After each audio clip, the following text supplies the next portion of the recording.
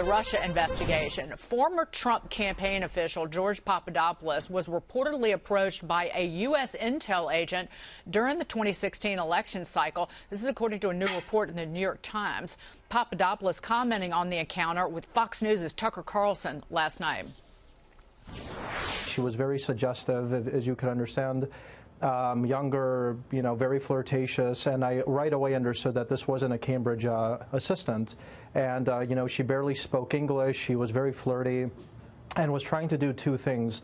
One, to extract information about my professional connections in the Middle East, and two, to see if I had any information that she could potentially extract from me about Trump in Russia, which, of course, is nonsense.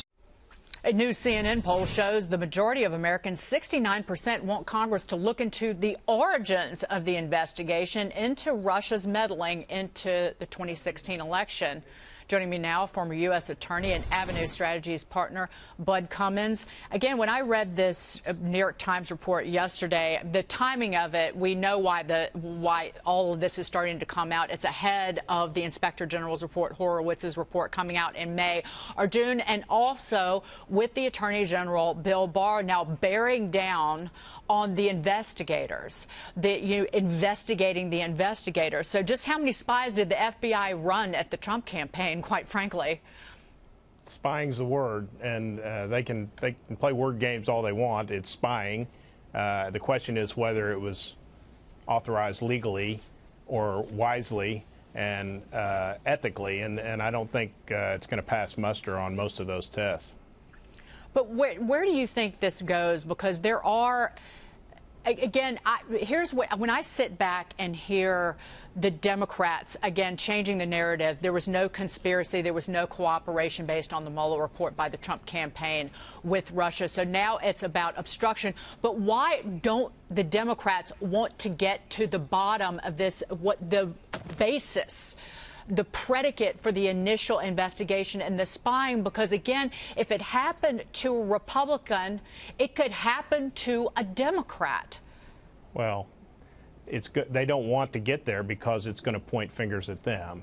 They were asking, they were colluding with foreign governments. There's been reporting this week that they ran a DNC operative in to try to get public officials in Ukraine to cooperate, to leak, and to smear Paul Manafort. That they are the ones that were doing exactly what they've been accusing President Trump of doing, it appears. And there's going to be investigations, and I'm sure that Attorney General Barr is going to conduct these with the balanced approach and not use the scorched earth partisan approach that the Mueller team seemed to use, and I imagine he'll move fairly expeditiously. But there's a number of things to look at. He's going to look at them, and the Democrats are in a full-blown panic. That's what Kimberly Strassel writes in the Wall Street Journal today, by the way.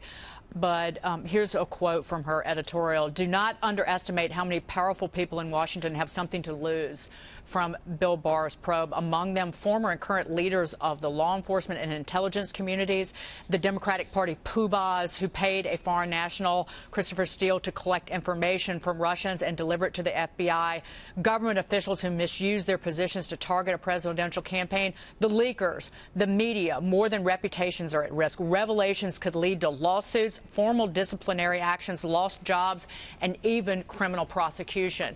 But who's being accused of being a criminal? Bill Barr. House Speaker Nancy Pelosi commented on the Attorney General yesterday and his testimony before Congress. Listen to this.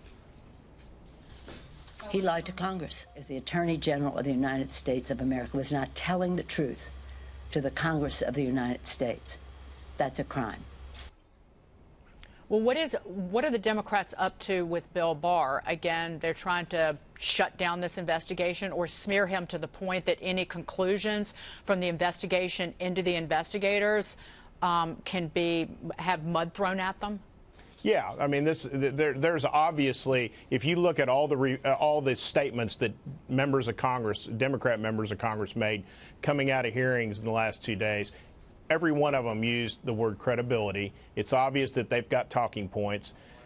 The target is no longer Trump. The target is now Barr, because they need to try to paint Barr as some kind of a politicized, lackey of the president. So when these investigations roll out, when possibly indictments roll out, they can accuse the Attorney General of being too political. I don't think it's going to work, but they're rolling out all the big guns. Hillary Clinton was on TV. James Comey's writing in the New York Times. He's going to appear, I think, in a town hall on one of the other networks next week. I mean, they're coming on full force with the big guns, trying to at least confuse the American public so they won't understand what happens next. Let me say one thing about, Bud, about Jim Comey, that I call him the Fugazi Boy Scout.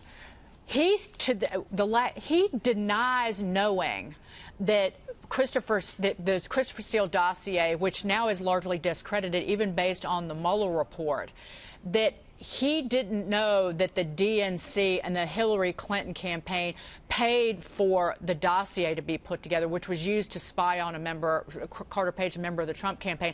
He told Bret Baier that he didn't know that for a fact, that he heard that in the media. And then he was behaving in a way that suggested, well, what raises the question, what are you hiding? Not again, briefing the Gang of Eight in Congress about this counterintelligence probe. So is he ever going to get asked hard questions under oath again? He's done it once. I think he will, and I think he should. And, you know, I came on your show for the first time, I look back, almost 2 years ago. And I was trying to defend Jim Comey. I was trying to blame all this on Loretta Lynch and Sally Yates and their unethical conduct, and he just made some mistakes trying to backfill, you know, their lack of integrity. I can't make those excuses anymore. And some of the things he said and done, his behavior after he was fired was more like a scorned ex-boyfriend that puts unflattering pictures of his girlfriend on the internet. I mean, he had his feelings hurt, and he's been acting like that ever since in his public statements. I'm not sure what Jim Comey knew, but if he didn't know that the Democrats had paid for that, that really lacks some competence, because he was certainly involved in directing that part of the investigation. Probably too involved. Really quickly, so there are some options in terms of what Democrats could do with Bill Barr not showing up for that House Judiciary Committee hearing yesterday. They could hold him in contempt, fine him, detain him potentially, even try to impeach him. But in terms of contempt, I'll point this out. The Attorney General Eric Holder was the first sitting member of a cabinet official to be found in contempt. This was over the failure to turn over documents related to the Fast and Furious scandal. It was criminal contempt by the Republicans, civil contempt by the Democrats. And here's what a story said then in Wired magazine. Holder held in contempt of Congress, which means almost nothing. So again, do you think that happens with Bill Barr and it means almost nothing? On the list of things Bill Barr is worrying about at night, Nadler holding him in contempt is way down at the bottom. It's a toothless threat. If the criminal contempt angle goes to the U.S. attorney, who is barred by policy from pursuing it, the civil contempt will take years. They can send the sergeant at arms to try and arrest him. We'd probably all like to see that on TV. Yeah, I don't think actually the television had been invented the last time that happened in Congress. That's correct. But actually, I don't even think the radio had been. I may be wrong on that. But good to see you. There was radio. Okay. But good to see you, Bud Cummins.